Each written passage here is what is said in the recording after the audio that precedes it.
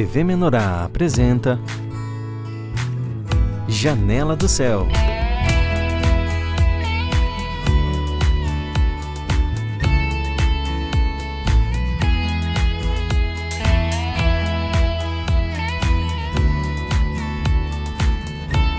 Janela do Céu.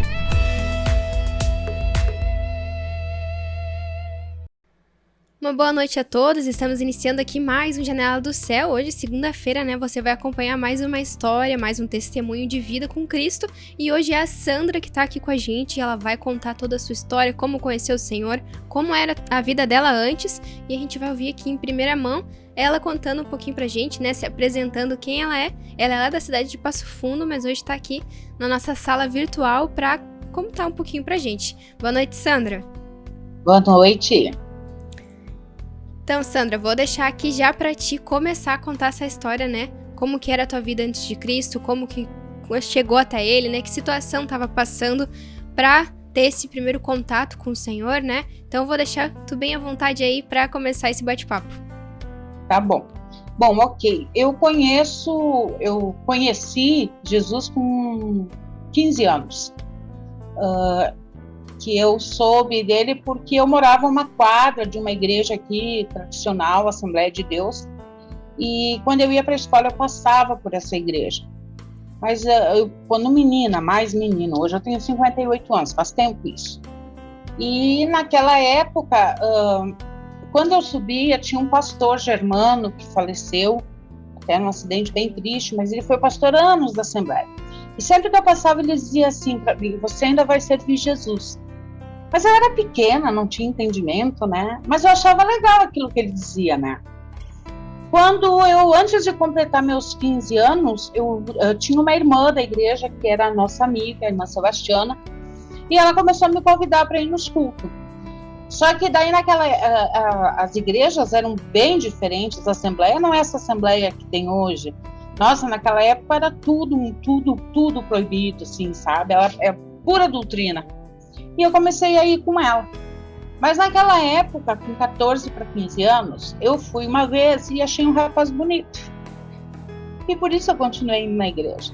Foi por isso que eu fui na igreja Assembleia de Deus. Para te resumir, eu me batizei com 16 anos. Eu me batizei na igreja.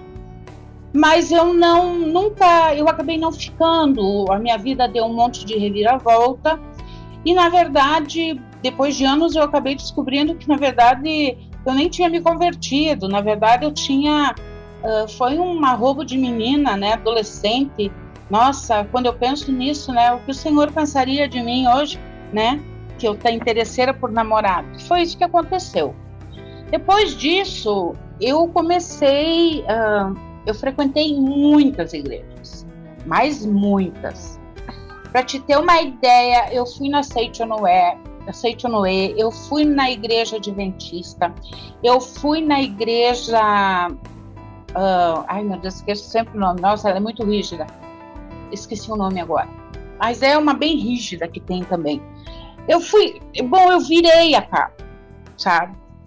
E quando eu estava na Seitonoé, eu fiquei 5 anos na Seitonoé, e eu perguntava, só falavam, porque a Seitonoé é uma filosofia de vida aplicada, E essa filosofia foi criada pelo Masaharu Taniguchi, e ele juntou cristianismo, budismo e fez um salamalé que virou Seitonoé. Então, a Seitonoé cultuava os antepassados, fazia oferenda. A gente tinha uma tábua em casa, com o sobrenome da família, umas coisas assim. E eu sempre questionava, eu digo, mas por que não se fala de Jesus aqui, E acabei saindo. Depois eu fui, então assim, eu fui em muitas igrejas assim. Muitas eu gostei, eu frequentei uma igreja chamada Ministério Presença da Glória, que hoje não existe mais aqui no Passo Fundo, que era uma igreja de libertação. Eles trabalhavam exclusivamente com libertação, Mas já nos meus 17 anos, eu tive um problema de saúde. Eu tinha muita dor de cabeça, fui fazer um exame e acabaram descobrindo lá, eu fiz um exame que ainda hoje é bem complicado, eles põem, eu não lembro o nome do exame, mas eles põem um catéter com uma câmera e vai até o teu cérebro pela veia femoral. Agora não lembro o nome do exame. Eu fiz e o médico disse que eu era surtada. Eu só disse porque eu também não voltei lá para pegar resultado mais, sabe? Eu digo, não, isso vai querer abrir minha cabeça. Não. E aí a minha vida foi prosseguindo.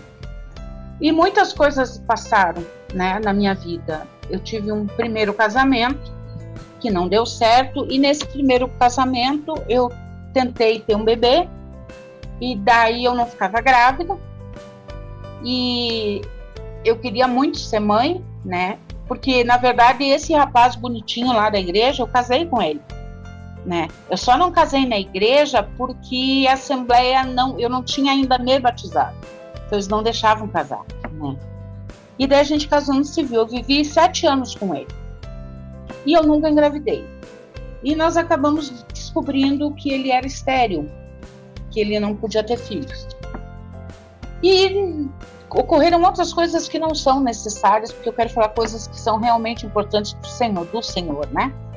E daí acabou que eu saí desse relacionamento e acabei indo passear na casa de amigos lá em Esteio e me mudei para lá. Isso eu já estava com 22, eu acho, 21, 22, não tenho mais certeza. Eu sou péssima para dar. E daí acabou que lá eu voltei e comecei a ir na Assembleia de Deus de novo. A igreja que eu não lembrei o nome é Deus é Amor. Nossa, eles são muito rígidos. Pensa uma igreja rígida. Tu não pode nem respirar lá dentro, é muito complicado. E daí tinha uma Deus é Amor lá também e eu fui. Mas nada eu me ajeitava, tu entende? Nada, nenhum lugar me apacentava, nenhum lugar eu me sentia completa, sabe? E daí todo mundo, porque eu vejo Jesus, porque eu sinto Jesus. Eu não sentia nada, não via nada, né? Então eu sempre me achei torta, né? Uma crente torta, porque, nossa, Deus falou com fulano, nossa, Deus batizou com o Espírito Santo. Deus não me deu nada disso até hoje, né? Se vai dar, bem, eu tô esperando, né? Mas era uma fé leiga, tu entende? Era uma fé vazia. Eu sempre acreditei no Senhor, eu sempre li a palavra, sempre busquei conhecimento, sempre fui apaixonada por louvor.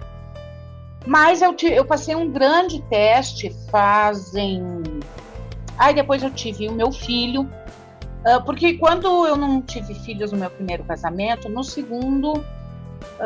eu comuniquei o Carlos que a gente não ia poder ter filhos porque eu também achava que eu era estéril. E daí eu acabei descobrindo que eu tinha um cisto dermoide no meu ovário direito. E eu tive que fazer uma cirurgia e tirar o meu ovário. E o médico disse para mim que eu demoraria muito a ter filhos porque o meu ovário esquerdo teria que fazer a função dos dois. Bom, para te resumir, eu entrei em oração, mas eu não estava em igreja nenhuma. Eu te via como Deus é. Entrei em oração, tipo, Senhor, eu não vou ser mãe nunca. Porque o meu grande sonho era ser mãe. Mas isso tudo vem de um abandono. Eu sou filha adotiva, eu fui abandonada. Então tem um monte de coisa para trás. E daí eu fiz a cirurgia, tiraram o meu ovário direito, fiquei só com o esquerdo. Em um mês eu estava grávida. E desse um mês nasceu o Daniel, que é meu filho, que hoje tem 31 anos, né? Daí, depois que foi retirado o ovário, eu tive uma gestação normal, só que eu tive que fazer cesariana. Eu peguei infecção hospitalar, eu quase morri lá em Esteio, eu morava em Esteio na época. E daí, durante todo o tempo que eu tive em Esteio, eu não me envolvi mais com igrejas, né? Eu orava, pedia a Deus, mas também era incompleto, era vazio. Voltei para Passo Fundo, de Passo Fundo eu fui morar em Chapecó. Eu tô te resumindo, tá? Porque é bastante coisa. Eu fui morar em Chapecó. E lá em Chapecó, eu trabalhei em algumas escolas de informática lá. Um dia eu estava trabalhando, chegou uma moça e pediu se ela podia me apresentar o material da igreja dela. E ela me apresentou. E aí ela dizia muito assim, ó Senhor Jesus. Ela dizia muito isso. Meu Deus, que moça estranha, né? Fica, ó Senhor Jesus, né? mas gostei do material. Eles são da igreja, uma igreja que é similar a nossa, né? Eu até frequentei lá a igreja. Eu tive no CEAP, em Foz do Iguaçu, lá. Daí, eu conheci a igreja. Daí eles vinham lá de Chapecó, aqui na minha casa, pra gente reunir aqui também. E depois a igreja fez assim, sabe? Parece assim que espareceu no ar. Mas antes disso, eu tive uma cura. Eu descobri que eu estava com câncer no intestino. Eu estava aqui em Passo Fundo. E eu descobri um câncer no intestino. E aí eu entrei em pânico, sabe? Daí tu senta e diz, meu Deus, é o meu fim. Mas graças ao meu amado Deus, né? E daí nessa época a gente estava ali na presença da glória. Daí, bom, para te resumir, o médico tirou, eu tinha pólipos no intestino. E ele tirou os pólipos e mandou para análise, e daí deu carcinoma, né? E eu entrei em pânico. Daí eu tinha ido na igreja na terça-feira, e o pastor dessa igreja virou para trás e disse assim para mim, Sandra, é amanhã que tu vai pegar o resultado do teu exame? Eu digo, sim, amanhã. O Senhor manda dizer para você que você está curado. Você não tem mais câncer. E eu duvidei.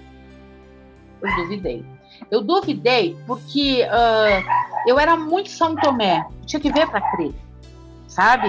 Eu não vi o sobrenatural de Deus com essa facilidade. Eu era o Tomé lá, quero ver a marquinha, sabe? Eu era muito assim.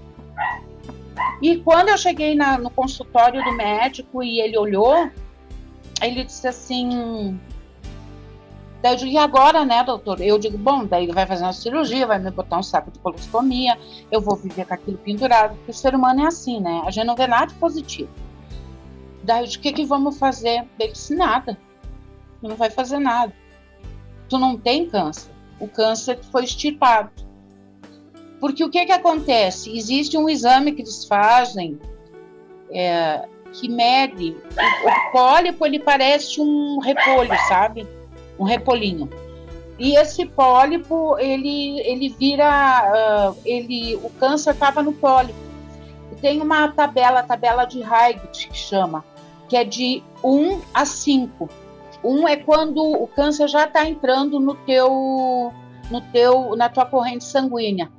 Quando ele tirou o meu pólipo, ele estava no 13, então ele não entrou, não pegou a corrente sanguínea. Portanto, eu não tinha mais câncer. E foi uma grande alegria e foi uma grande confirmação do que Deus era na minha vida, sabe?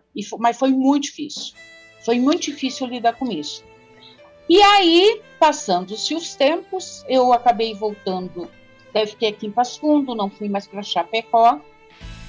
E continuei, daí aqui eu comecei a ir na Assembleia de Deus, né, mas já com outra visão, né, com uma outra visão de fé e tal, mas com coisas que me incomodavam. Eram coisas que eu não conseguia entender por que elas não funcionavam, sabe? Como é que eu vou te dizer? A sensação que eu tinha é que eu não estava ligada com Deus, e eu não estava ligada com Deus mesmo, né? Porque o que a gente precisa é se alimentar diariamente da palavra, de buscar o Senhor, de orar, de estar na presença dele. E se tu tá no mundo natural, você se desvia por qualquer coisa da palavra. Um amigo que liga, alguma coisa que tu tem que fazer, uma visita que chega. Existem milhões de coisas que te atrapalham para te não estar na presença do Senhor e nem estar vivendo o que Deus tem para te mostrar. Mas aí, o meu marido e eu moramos aqui em Passo Fundo, ele tem uma oficina, e lá do lado da oficina ele me contou um dia que tinha um pastor lá, e que esse pastor, que ele ia assistir os cultos, mas que dava sono nele. Claro, ele era acostumado com o culto pentecostal, todo mundo pulando e berrando, né? Daí era o pastor Heriberto que estava ali, pregando. Mas eu na minha, né? Não me fiz de leitão, né? Daí eu disse para ele assim, tu consegue o telefone desse pastor para mim? Ele disse, não, vou conseguir. Eu digo, pede para a Beck que eu quero o telefone desse pastor. E ela me deu. Conseguimos o telefone e eu liguei para o irmão Heriberto.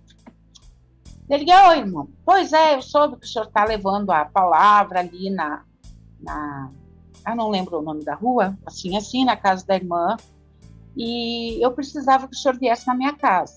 O senhor tem como vir?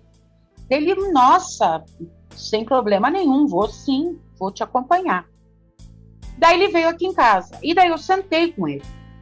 Por quê? Porque eu estava achando que a igreja dele era a nossa igreja, que hoje eu sou da igreja, que a nossa igreja era que nem a de Chapecó, era a de Chapecó, que também é do reino, ela trabalha o evangelho do reino. Ela é muito parecida. Essa igreja, ela é igual à nossa igreja. Só que nós aqui não exclamamos o tempo todo, ó Senhor Jesus. Mas ontem a irmã no culto estava, ó Senhor Jesus, né? Mas fora isso, a igreja é igual. Os preceitos, a forma de lidar, o alimento, tudo é igual. E aí eu pedi, daí a gente combinou, e nas terças-feiras ele começou a vir aqui, e eu comecei a conversar com ele, né? Só que daí o que acabou acontecendo? Eu sou sanguínea. Daí eu atropelava o coitado do Heriberto. O Heriberto teve uma paciência comigo que tu não tem noção. E daí, nesse período todo, eu e meu marido, ele mora lá, eu moro aqui, a gente está separado, né? A gente separou faz 8 anos. E daí, eu dizia, pastor Heriberto, e eu e o Carlos, eu queria me acertar com meu marido, não sei o quê. Dizia, Sandra, foco, Sandra.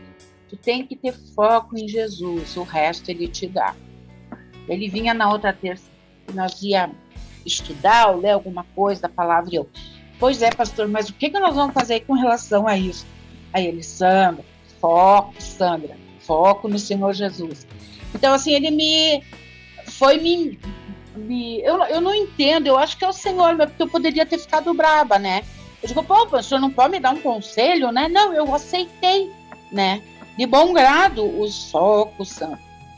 E daí ele acabou indo embora e veio o irmão Luciano.